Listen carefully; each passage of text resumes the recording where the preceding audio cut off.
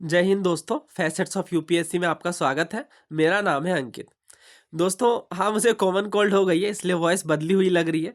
और आप लोगों ने इतना मैसेज किया इसके विषय में और इतना सपोर्ट किया, प्यार दिया कि सर कॉमन कोल्ड है, अपना ख्याल रखें, इसके लिए बहुत ज़्यादा धन्यवाद। ठीक है, एक दो दिन आपको ऐसे ही इसी तरीके की वॉइस में एडजस्ट करना पड़ेगा जब तक वॉइस नॉर्मल नहीं हो जाती। But I am taking medicine और ये बहुत जल्दी रिकवर हो जाएगा। तो इस वीडियो में हम बात करेंगे यूपीएससी सीआईएसएफ का, जो हमने पेपर कुछ सवाल डिस्कस किए थे कुछ सब्जेक्ट के। पॉलिटी के कुछ अच्छे वाले सवाल रह गए थे, उन्हें हम इस वीडियो में डिस्कस करेंगे। तो ये वन बाय वन हम क्वेश्चन लेंगे और आपका ये काम है कि आप इन सारे सवालों को मॉक टेस्ट के क्वेश्चन की तरह ट्रीट करें।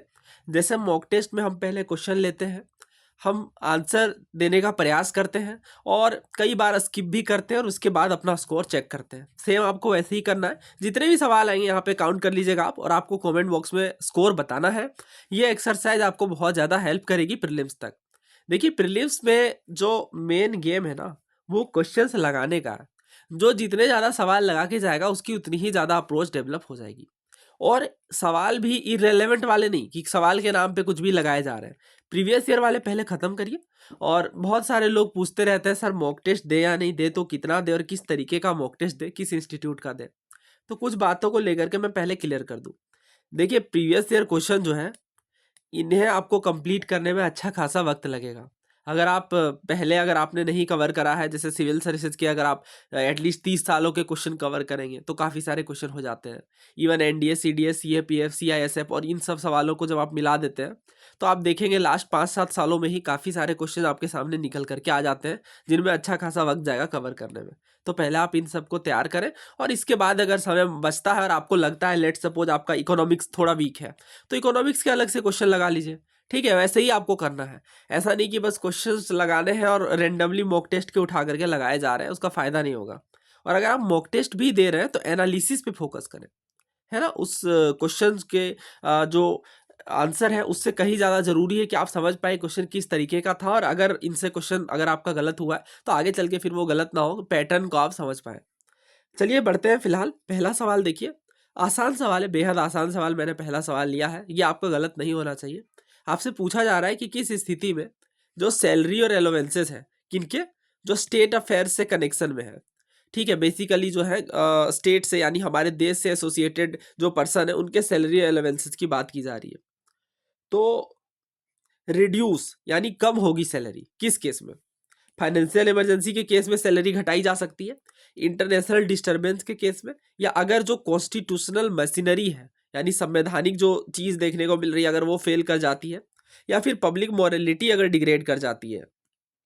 सो उम्मीद है आपने इसका आंसर सोच लिया होगा। देखिए, इसका जो आंसर है वो है फाइनेंशियल इमरजेंसी। हमारे संविधान के अनुच्छेद 360 में फाइनेंशियल इमरजेंसी की बात की गई है।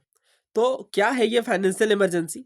सबसे पहले तो आपको डेफिनेशन पे ध्यान देना। मेंस में जो है आपको डेफिनेशन ये काम आएगी। फाइनेंशियल इमरजेंसी से संबंधित अगर क्वेश्चन आता है तो आप इस बात को लिख पाए, if the president is satisfied that a situation has arisen whereby the financial stability और क्रेडिट ऑफ इंडिया और any part of the territory is threatened, he may by proclamation make a declaration to that effect. मतलब simple सी बात यह है कि अगर राष्ट्रपति को यह लगता है कि हमारे देश या देश के किसी भी हिस्से की वित्तीय संकट देखने को मिल रही है, तो उस केस में फाइनेंशियल इमरजेंसी डिक्लेयर की जा सकती है। अब ये जो घोषणा की जाएगी वित्तीय आपातकाल की, इसे रिवोक किया जा सकता है, यानी हटाया जा सकता है आगे जो प्रोक्लेमेशन होगा उसके द्वारा। और जो दोनों हाउसेज हैं, लोकसभा और राज्यसभा, इसके समक्ष इस प्रस्ताव को रखना पड़ेगा। अब अगर ये प्रोक्लेमेशन आता है तो 2 महीने के भीतर भीतर ही ये काम करना बंद कर देगा, अनटिल एंड अनलेस इसे अप्रूव किया जाए। मतलब लेट सपोज कोई रेजोल्यूशन आता है फाइनेंशियल इमरजेंसी के ऊपर, अब 2 महीने के भीतर ही लोकसभा और राज्यसभा में अप्रूवल चाहिए होगी, तभी ये वर्क करेगा, तभी ये जो है एक तरीके से फॉर्म में आएगा। ध्यान रखिएगा इस बात का, ये 2 महीने वाला टाइम पीरियड कई बार एग्जाम में पूछा गया है। देखिए, जब फाइनेंशियल इमरजेंसी प्रभाव में आ जाती है तो कौन कौन से प्रोविजंस होते हैं। पहला तो ये, a provision requiring the reduction of salaries and allowances of all or any class of person serving in connection with the affairs of a state, यानी राज्य से संबंधित जो लोग हैं उनके सैलरीज और अलाउंसेस को घटाया जा सकता है। ये इंपॉर्टेंट बात है। दूसरा क्या है कि जो मनी बिल्स हैं और जो दूसरे बिल्स हैं जो कि आर्टिकल 207 से अपना संबंध रखते हैं, इनमें भी अगर आप देखें तो फाइनेंशियल इमरजेंसी के दौरान इन्हें राष्ट्रपति की मंजूरी के लिए रिजर्व करके रखा जा सकता है। अब यहां से सिविल सर्विसेज में क्वेश्चन आया है, तो मैं आपका पूरा ध्यान यहाँ पे चाहता हूँ। It shall be competent for the president during the period any proclamation issued under this article is in operation to issue direction for the reduction of salaries and allowances of all or any class of person serving in connection with the affairs of union including the जजेस of Supreme Court and High Court. यानी कहा जा रहा है कि राष्ट्रपति इस काम के लिए कंपिटेंट है कि प्रोक्लेमेशन के दौरान, फाइनेंशियल इमरजेंसी के दौरान जो सैलरीज और एलोवेंसेज हैं, यानी जो भी वेतन और भत्ते हैं हर क्लास के लोगों का, जो स्टेट से अपना एसोसिएशन रखते हैं जिनमें जजेस भी शामिल हैं, उन्हें रिड्यूस किया जा सकता है। तो ये अभी हमने बहुत डिटेल में पढ़ा, इसका आंसर क्या है, फाइनेंशियल इमरजेंसी। आगे देखते हैं। अब ये सवाल जो है आपको खुद से अटेम्प्ट करना है, आर्टिकल 360 के ऊपर है और ये सिविल सर्विसेज 2007 का क्वेश्चन है। बढ़िया सवाल है ये। सो उम्मीद है आपने इसे सॉल्व करने का प्रयास किया होगा। देखिए क्या कहा जा रहा है। अब प्रोक्लेम, अभी ये बात हमने पढ़ी, मैं दोबारा इस चीज़ को रिपीट करता हूँ, बट आप इसे समझिए क्या कहना चाह रहा है ये स्टेटमेंट। कहना ये चाह रहा है, जैसा अभी मैंने आपको बताया कि अगर कोई रेजोल्यूशन आता है, प्रस्ताव आता है, तो फाइनेंशियल इमरजेंसी से संबंधित 2 महीने के भीतर ही उसे दोनों हाउसेज में पास करना पड़ता है, अदरवाइज वो एक्सपायर कर जाएगी फाइनेंशियल इमरजेंसी वाली जो बिल आ रही है, प्रोक्लेमेशन आ रहा है। दूसरा क्या कहा जा रहा है, दूसरा ये कहा जा रहा है कि फाइनेंशियल इमरजेंसी के टाइम पे वही पूरा का पूरा आर्टिकल उठा करके यहाँ पे लिखा गया है, बट वर्ड देखिए यहाँ पे लिखा है एक्सक्लूडिंग द जजेस of Supreme Court and High Court, यानी सुप्रीम कोर्ट और हाई कोर्ट के जजेस को छोड़ करके हर क्लास के लोगों की सैलरीज को रिड्यूस की घटाया जा सकता है राष्ट्रपति के द्वारा। ये बात तो गलत है, क्योंकि इनमें जजेस भी शामिल है। फाइनेंशियल इमरजेंसी के दौरान राष्ट्रपति अगर चाहे तो जजेस की सैलरी को भी रिड्यूस कर सकते हैं स्टेट के हित में। ठीक है, ये बात आपको समझ आ रही है ना, आसान है। आंसर क्या होगा, वन ओनली। बहुत सारे लोग इस क्वेश्चन में गलतियां किए थे, रीड बिटवीन द लाइंस, क्योंकि जब हम काफी तेजी में इन चीजों को पढ़ते हैं तो ये एक वर्ड से पूरा का पूरा स्टेटमेंट जो है गलत हो जाता है। उम्मीद है आपको अच्छा लग रहा होगा इन क्वेश्चन को करके। हाँ, अगला सवाल देखिए। तो ये कहा जा रहा है, if any question arises as to whether a member of parliament has become subject to any of the disqualification mention in article 102, who among the following is empowered to take the final decision. यानी ये कहा जा रहा है कि अगर disqualification हो रहा है किसी सांसद का, तो फाइनल डिसीजन कौन लेता है। दोस्तों, हमारे संविधान का जो भाग 5 है, द यूनियन से डील करता है ये। और अभी आपने देखा होगा न्यूज़ में काफ़ी ज़्यादा एंटी डिफेक्शन लॉ रहता है चर्चा में। और ये जो दल बदल कानून है, मैं आपसे जानना चाहता हूँ, आप कमेंट में इसका जवाब दीजिएगा कि किस संवैधानिक संशोधन द्वारा ये हमारे जो है आर्टिकल में इसे डाला गया है, क्योंकि anti defection law no doubt अपने आप में काफ़ी चर्चा का विषय रहता है। फिलहाल हम देखते हैं कि अगर कोई सांसद है तो उसके डिस्क्वालिफिकेशन की क्या क्या सिचुएशन बनती है जिसके तहत उन्हें मेंबरशिप से हटाया जा सकता है। तो एक, अगर कोई व्यक्ति है उन्हें डिस्क्वालीफाई किया जा सकता है किन किन प्रोविजन पर। तो हमारे संविधान के आर्टिकल 102 में ये लिस्ट दी गई है। पहला तो ये कहा गया है कि अगर वो कोई ऑफिस ऑफ प्रॉफिट यानी लाभ का पद धारण करते हैं गवर्नमेंट ऑफ इंडिया के तहत, तो इसे फिर डिस्क्वालीफाई किया जा सकता है मेंबरशिप के पद से इस प्रोविजन के बेसिस पे। दूसरा, अगर कोई अनसाउंड माइंड के हैं, ठीक है, और ये कोर्ट के द्वारा डिक्लेयर किया होना चाहिए। तीसरा, ये कहा जा रहा है अगर ये अनडिस्चार्ज इंसॉल्वेंट है, वही बात है, मतलब कि अगर काफ़ी ज़्यादा जो है बैंकों में लोन वगैरह और वो चुकाने में असमर्थ है, इस तरीके की अगर कोई सिचुएशन देखने को मिल रही है। चौथा, ये कहा जा रहा है अगर वो भारत के नागरिक नहीं है और उन्होंने जानबूझ करके वॉलंटरली जो है फॉरेन स्टेट की सिटीजनशिप को अक्वायर किया है। और चौथा तो ये जो इम्पोर्टेंट है कि पार्लियामेंट के द्वारा जो लॉ बनाए गए हैं उसमें उसके तहत अगर वो डिस्क्वालीफाई होते हैं। अब देखिए, समझिए इस बात को। हमें पता है कि जो 10th शेड्यूल है उसमें भी प्रोविजन है, तो a person shall be disqualified for being a member of either house of parliament if he is so disqualified under the 10th schedule. तो अगर हमारे संविधान के 10वीं अनुसूची के किसी प्रोविजन के तहत एमपी को डिस्क्वालीफाई किया जाता है तो भी वो डिस्क्वालीफाई होंगे। अब ये जो डिसीजन है कि किसी एमपी को डिस्क्वालीफाई किया जाना चाहिए या नहीं, यानी मेंबरशिप से हटाया जा सकता है या नहीं, अगर कोई सवाल इस पे उठाया जाता है किसी भी हाउस में, तो ये बात हमें कहाँ देखने को मिलेगी, तो इसका जो फाइनल डिसीजन है ये राष्ट्रपति के द्वारा लिया जाएगा और ये डिसीजन फाइनल होगा। Very very important. तो यही बात है, डायरेक्ट आर्टिकल बेस्ड क्वेश्चन देखने को मिल रहे हैं अब पेपर में। तो इस बात का ध्यान रखें, बेयर एक्ट से सारे सवाल सॉल्व हो रहे हैं और ये क्वेश्चन को कॉम्प्लिकेटेड करते हैं। तो इसका आंसर क्या है? प्रेसिडेंट। अब मैं कुछ आपको बेहद जरूरी बातें बताऊंगा, उम्मीद है आप इनको ध्यान से सुनेंगे और समझेंगे। पहली बात तो ये कि अगर डिस्क्वालिफिकेशन होता है किसी सांसद का, और ये किस बेसिस पे होता है? दल बदल के बेसिस पे, यानी अगर उन्होंने पार्टी बदला है, और इस पे और भी बहुत सारे प्रोविजंस हैं, ठीक है, 10th शेड्यूल में। तो ये जो अगर डिस्क्वालिफिकेशन होता है तो इसकी फाइनल अथॉरिटी होगी लोकसभा में, अगर ये होता है तो स्पीकर के पास, अगर राज्यसभा में होता है तो चेयरमैन के पास, ठीक है। जो प्रेजाइडिंग ऑफिसर है जिस भी हाउस के, उनके हाथों में ये अथॉरिटी है कि अगर डिस्क्वालिफिकेशन हो रहा है, ठीक है, और ये डिस्क्वालिफिकेशन का प्रोविजन जो है क्या है, डिस्क्वालिफिकेशन का जो प्रोविजन है वो दल बदल का है, तो उस केस में उस हाउस के स्पीकर के पास या उस हाउस के चेयरमैन के पास ये अथॉरिटी होगी।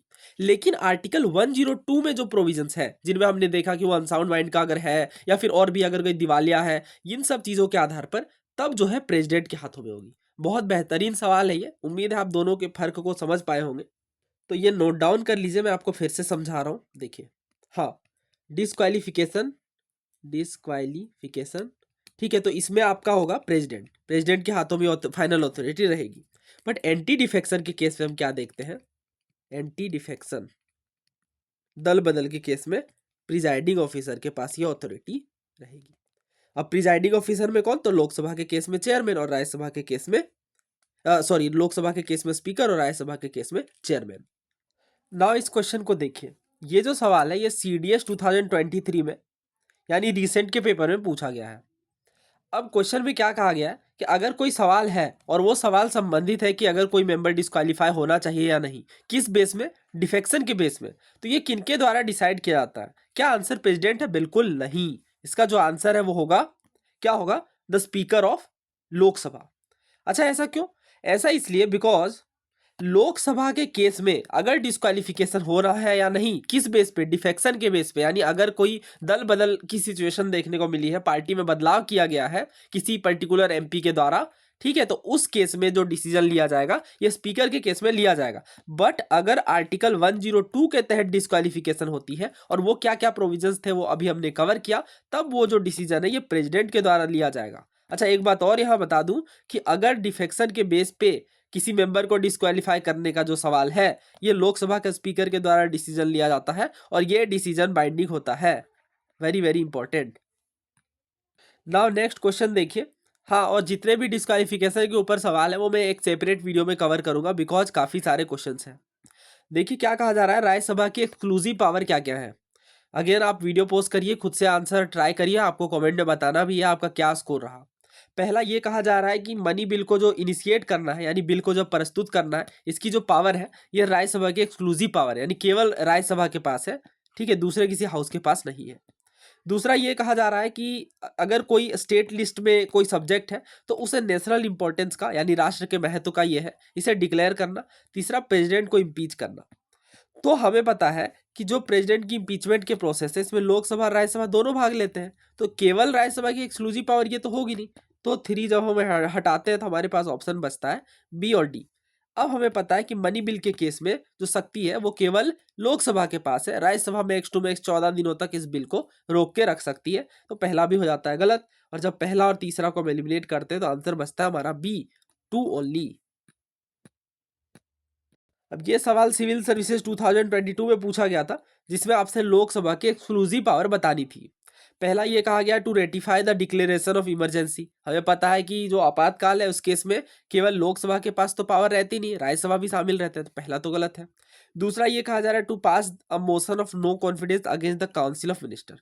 तो अभी याद होगा आपको, हाल ही में मैंने आपको नो कॉन्फिडेंस मोशन के बारे में क्वेश्चन जब करवाया था तो कंप्लीट डिटेल पढ़ाई थी। तो उस केस में हमने देखा था कि जो जनता का जो कॉन्फिडेंस है, यानी एक तरीके से जनता का जो हाउस है लोकसभा, इसमें ही केवल नो कॉन्फिडेंस लाया जाता है, बिकॉज जनता के प्रति उत्तरदायी होती है लोकसभा। तो इस केस में जो है दूसरा सही है, क्योंकि राज्यसभा में नो कॉन्फिडेंस मोशन नहीं लाया जा सकता। प्रेसिडेंट की इम्पीचमेंट वाली बात अगेन हमने देखा, दोनों हाउस पार्ट लेते हैं, तो इसका आंसर जो बनता है वो क्या बनता है? 2 ओनली। नेक्स्ट देखिए, अब ये 4 ऑप्शंस हैं, ठीक है, ABCD आपको बताना है कि इमरजेंसी प्रोविजन के बारे में कौन सी बात नॉट करेक्ट है। ये CDS का क्वेश्चन है, अटेम्प्ट करिए। आई थिंक ये इमरजेंसी वाले क्वेश्चन के साथ ही हमने कवर करना था, बट ठीक है, यहाँ भी देख लेते हैं, कोई प्रॉब्लम नहीं है। पहला ये कहा जा रहा है कि यूनियन एग्जीक्यूटिव की जो पावर्स है extend to giving direction to the state concerning the exercise of their power. Simple सी बात यह है कि यूनियन एग्जीक्यूटिव डायरेक्शन दे सकती है स्टेट को। दूसरा ये कहा जा रहा है जो यूनियन एग्जीक्यूटिव है can issue a provision relating to reduction of salaries of employees. ठीक है, यानी केंद्र सरकार यूनियन एग्जीक्यूटिव के द्वारा जो है स्टेट गवर्नमेंट के एम्प्लॉइज के सैलरी को रिडक्शन करने की बात यहाँ पे देखी जा सकती है फाइनेंशियल इमरजेंसी के तहत। तीसरा ये कहा जा रहा है कि गवर्नर के पास कोई इमरजेंसी पावर नहीं है, जैसे प्रेसिडेंट के पास है। जैसा हम देखते हैं कि प्रेसिडेंट को अगर लगता है तो डिक्लेयर कर सकते हैं, नो डाउट इसमें हाउस की मंजूरी लेनी पड़ती है। चौथा ये कहा जा रहा है कि अगर गवर्नर सेटिस्फाई होते हैं, यानी उन्हें लगता है कि एक ऐसी सिचुएशन बनी है जिसमें जो देश के वित्तीय संकट है, तो इस केस में वो स्टेट में फाइनेंशियल इमरजेंसी डिक्लेयर कर सकते हैं। दोस्तों ध्यान देने वाली बात यह है कि स्टेट में फाइनेंशियल इमरजेंसी भी अगर डिक्लेयर होगी तो प्रेसिडेंट के द्वारा होगी, क्योंकि अभी हमने आर्टिकल 360 में क्या पढ़ा, ये पढ़ा कि अगर प्रेसिडेंट को लगता है कि देश या देश के किसी भाग में फाइनेंशियल थ्रेट है तो उस केस में वो फाइनेंशियल इमरजेंसी डिक्लेयर कर सकते हैं। तो ये भी पावर जो है गवर्नर के पास नहीं, प्रेसिडेंट के पास है। तो तीसरा तो बिल्कुल सही है, governor have no emergency power like the president, but चौथा तो गलत है ना। तो आंसर क्या होगा, डी। नेक्स्ट क्वेश्चन देखिए, कहा जा रहा है कि राज्यसभा का जो कमिटी ऑन पेटिशंस है, यानी याचिका वाली जो कमिटी है, इसकी कोरम क्या है। कोरम का मतलब क्या होता है, एक मिनिमम नंबर चाहिए, अगर उनसे कम रहेंगे तो वो मीटिंग नहीं आगे बढ़ पाएगी। तो देखिए इसका आंसर है 5।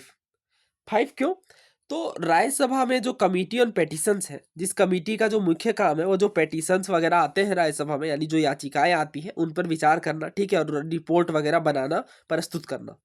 ये जो कमिटी है ये एक तरीके की स्टैंडिंग कमेटी है राज्यसभा की, और इसमें जो है टोटल 10 मेंबर्स होते हैं, बट 10 में से कम 5 रहेंगे, तभी वो जो मीटिंग है वो आगे बढ़ेगी। इसलिए जो कोरम है यहाँ पे वो 5 मेंबर्स का देखने को मिलता है। और ये 1964 से एग्जिस्ट कर रही है कमेटी, और हर साल ये कॉन्स्टिट्यूट की जाती है। जो चेयरमैन होते हैं इस कमेटी के, ये अपॉइंट किए जाते हैं राज्यसभा के चेयरमैन के द्वारा।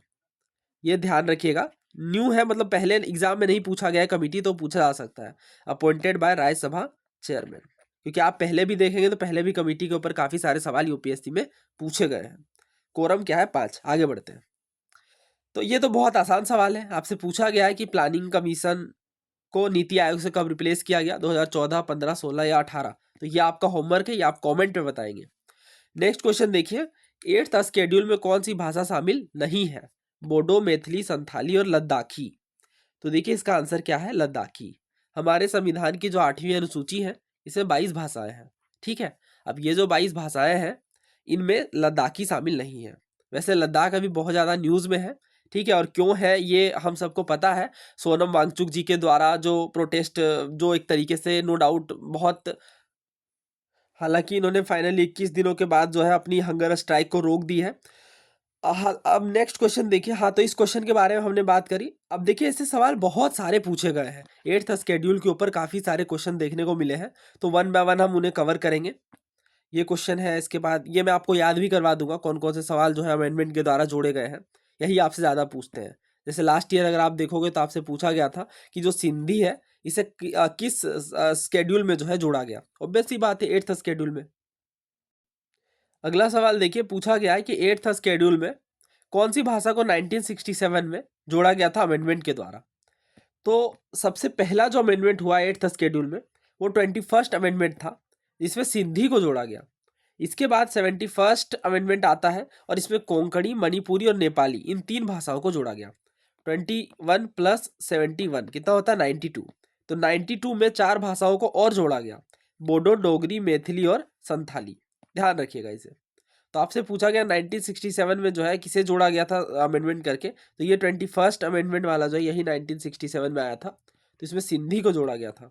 तो आंसर क्या होगा, इसका आंसर होगा ऑप्शन सी, सिंधी। आगे बढ़ते हैं। अब ये क्वेश्चन देखिए क्या पूछा गया है कि कौन सा अमेंडमेंट किया गया जिसमें 4 भाषाओं को जोड़ा गया, और इस तरीके से जो फाइनल है ये 22 भाषाएं हमारे 8वीं अनुसूची में हो जाती हैं। तो ये है 92nd 92वां जो संवैधानिक संशोधन है, इसमें 4 भाषाओं को और जोड़ा गया। तो 18 पहले थे, 4 और जोड़ लिए गए, तो 22 भाषाएं हो गई। नेक्स्ट क्वेश्चन देखिए, 8वीं अनुसूची में किसे रिकॉग्नाइज नहीं किया गया भाषा के रूप में? इंग्लिश, संस्कृत, उर्दू या नेपाली? तो अंग्रेजी जो है ये हमारी 22 भाषाओं में शामिल नहीं है, संस्कृत, उर्दू, नेपाली ये भाषाएं शामिल है। हाँ, अब ये क्वेश्चन देखिए, ये क्वेश्चन इस तरीके का पूछा जा सकता है जिनमें आपको जो यूनिवर्सल डिक्लेरेशन है ह्यूमन राइट्स का, इससे संबंधित प्रोविजन, क्यों? क्योंकि अभी ये काफी ज्यादा चर्चा में था 75 ईयर्स कंप्लीट होने के उपलक्ष्य में। तो इसमें आपसे आर्टिकल बेस्ड सवाल पूछा गया है कि किस आर्टिकल में ये कहा गया कि सबके पास जो है राइट टू लाइफ, लिबर्टी और सिक्योरिटी जो है ये होगी। तो ह्यूमन राइट के डिक्लेरेशन की अगर हम बात करें तो समझ लेते हैं थोड़ा। हाँ, तो ये जो universal declaration of human rights है, ये एक तरीका का एक ग्लोबल रोड मैप है जिसमें हम फ्रीडम और इक्वलिटी की बात करते हैं। 1948 में 10 दिसंबर को, इस वजह से 10 दिसंबर को मानव अधिकार दिवस मनाते हैं, ह्यूमन राइट्स डे, क्योंकि अडॉप्ट किया गया था जनरल असेंबली के द्वारा यूएन में। पहला अनुच्छेद क्या कहता है? Very very important, all human beings are born free and equal in dignity and rights, यानी गरिमा में और अधिकारों में सभी मानव जो है ये बराबर है। दूसरा आर्टिकल ये कहता है कि सभी बराबर हैं और race, colour, sex, language, religion, politics किसी भी बेस पे जो है वो इक्वल देखने को मिलेगी, किसी भी तरह का भेदभाव नहीं देखने को मिलेगा। ठीक है, ये आर्टिकल 2 है। 3 क्या कहता है? सबके पास जो है right to life, liberty, security है। इसके बाद ये आर्टिकल 4 है जिसमें स्लेवरी वगैरह की बात की जा रही है कि स्लेवरी वगैरह हर रूप में प्रतिबंधित रहेगी। आर्टिकल 5 ये कहता है कि किसी को इनह्यूमन ट्रीटमेंट नहीं किया जाएगा, टॉर्चर वगैरह पनिशमेंट एक तरीके से ऑफेंसिव है, ठीक है, और इसमें पनिशमेंट देखने को मिल सकता है। आर्टिकल 6 ये कहता है, क्या कहता है? Everyone has the right to recognition everywhere as a person before the law. तो ये आप आर्टिकल 1 to 5 जो है थोड़ा ध्यान रखिएगा, पढ़ लीजिएगा, पीडीएफ में आप इसे पढ़ सकते हैं। हाँ, तो इसका आंसर क्या होगा? आर्टिकल 3। नेक्स्ट देखिए, आर्टिकल 14 के बारे में आपको गलत स्टेटमेंट ढूंढना है। पहला ये कहा जा रहा है कि इक्वलिटी बिफोर लॉ, यानी कानून के समक्ष जो समानता है ये केवल भारतीय नागरिकों को दी गई है। दूसरा ये कहा जा रहा है it's secure for any person for equal protection of law with in the territory, यानी वही बात है, कानून का संरक्षण देखने को मिलेगा कानून के द्वारा। तीसरा ये कहा जा रहा है स्टेट जो है किसी को मना नहीं करेगा इक्वलिटी बिफोर लॉ में भारत के अंदर। चौथा ये कहा जा रहा है स्टेट जो है ये मना नहीं करेगा नॉन सिटीजन्स को भी इवन इक्वलिटी बिफोर लॉ में। तो देखिए, हमारे संविधान के मूल अधिकारों में, फंडामेंटल राइट्स में कुछ ऐसे अधिकार हैं जो केवल भारतीयों को दिए गए हैं। कौन कौन से वो आर्टिकल्स हैं? वो आर्टिकल्स हैं, तो जो हमारे अधिकार है आर्टिकल 15 में, 16 में, 19 में, 29 में और 30 में, ये केवल भारतीयों को है, ठीक है। बट आर्टिकल 14 जो है ये सिटीजन और नॉन सिटीजन दोनों के लिए है। बट पहले में कह दिया गया है कि केवल भारतीय नागरिकों के लिए है, तो ये बात गलत है। ठीक है, तो आंसर हमसे गलत ही पूछा गया, तो आंसर होगा ऑप्शन ए। बाकी बिल्कुल सही है, इक्वल प्रोटेक्शन देखने को मिलेगा आर्टिकल 14 में। स्टेट जो है डिनाई नहीं करेगा, बिल्कुल सही बात है। नॉन सिटीजन को इवन डिनाई नहीं करेगा, ठीक है, सारी बातें सही है ना। इस क्वेश्चन को अटेम्प्ट करिए, आर्टिकल 14 से ही संबंधित है, लास्ट ईयर पूछा गया था सीआईएसएफ में ही। तो काफी सारे रिपीटेटिव सवाल हैं। पहला ये कहा जा रहा है आर्टिकल 14 केवल तभी अप्लाई होगा when invidious discrimination is meted out to equals and similarly circumstances without any rational basis. बहुत ही बढ़िया स्टेटमेंट है ये। तो हमें पता है कि अगर कोई दो पर्सन है तो सिमिलर सर्कमस्टेंसेस में उनके साथ भेदभाव नहीं किया जा सकता, तो पहला बिल्कुल सही है। दूसरा ये कहा जा रहा है आर्टिकल 14 जो है ये गारंटी करता है क्या? इक्वलिटी बिफोर द लॉ और इक्वल प्रोटेक्शन ऑफ लॉ, ये दोनों प्रोविजन हमें देखने को मिलते हैं। अब आपका ये काम है कि आप बताएं इक्वलिटी बिफोर लॉ और इक्वल प्रोटेक्शन ऑफ लॉ में क्या डिफरेंस है। जो पॉलिटी के लेक्चर्स थे जिनमें हमने कंप्लीट हर एक चैप्टर पर प्रीवियस ईयर क्वेश्चन पर बात करी थी, उस टाइम पे मैंने बहुत डिटेल में आर्टिकल 14 आपको समझाया था। आप देख सकते हैं प्लेलिस्ट से जाकर उन वीडियोस को। फिलहाल इसका आंसर क्या है? Option C, both 1 and 2। Next देखिए, नॉट करेक्ट आपको बताना है, और ये जो क्वेश्चन है इसमें आपसे पहला जो स्टेटमेंट है ये कह रहा है कि फ्रीडम ऑफ स्पीच और एक्सप्रेशन जो कि आर्टिकल 19 में है, इसमें फ्रीडम ऑफ प्रेस भी है, यानी प्रेस की स्वतंत्रता भी है। दूसरा ये कहा जा रहा है आर्टिकल 19 के अंदर जो फ्रीडम है इसे केवल नागरिकों के द्वारा क्लेम किया जा सकता है। तीसरा ये कहा जा रहा है आर्टिकल 14 जो है जिसमें राइट टू इक्वलिटी की बात देखने को मिलती है, केवल सिटीजन के द्वारा क्लेम किया जा सकता है। चौथा ये कह रहा है राइट टू लाइफ और पर्सनल लिबर्टी किसी भी पर्सन के द्वारा क्लेम किया जा सकता है। ये आर्टिकल 21 है। तो देखिए, जैसा मैंने आपको बताया 15, 16, 19, 29 और 30, यही जो 5 आर्टिकल है ये इनमें केवल जो है सिटीजन को ही ये दिए गए हैं। तो फ्रीडम ऑफ स्पीच और एक्सप्रेशन, बिल्कुल फ्रीडम ऑफ प्रेस इसमें शामिल है। दूसरा ये कहा जा रहा है कि freedom under article 19 can be claimed only by citizen. हाँ, ये बात भी हम देख सकते हैं यहाँ से, बिल्कुल सही है। तो तीसरा ये कहा जा रहा है आर्टिकल 14 भी केवल सिटीजन, नहीं, नॉन सिटीजन भी है ना इनमें, तो ये बात गलत है। तो आंसर क्या होगा? Option C. चौथा बिल्कुल सही है, ये देखिए, right to life and personal liberty can be claimed by any person. हाँ, क्योंकि यही जो है केवल नागरिकों के द्वारा, तो ये तो किसी भी सिटीजन के द्वारा क्लेम किए जा सकते हैं। दोस्तों, उम्मीद है आपको इस सीरीज से हेल्प मिल रही होगी। और कंसिस्टेंसी बहुत बड़ी बात होती है। अगर आप वीडियोस देख रहे हैं और रेगुलर देख रहे हैं, एंड तक देख रहे हैं, तो डेफिनेटली आपको अपने जीवन में बदलाव देखने को मिलेंगे। क्वेश्चन इजीली आपसे सॉल्व होंगे और आपका कॉन्फिडेंस भी बढ़ेगा। तो इस वीडियो में अंत तक बने रहने के लिए धन्यवाद। अगर आप चैनल पर नए हैं तो सब्सक्राइब कर लें, बाकी के वीडियोस को भी देखें, उनसे भी आपको काफ़ी कुछ सीखने को मिलेगा। जय हिंद।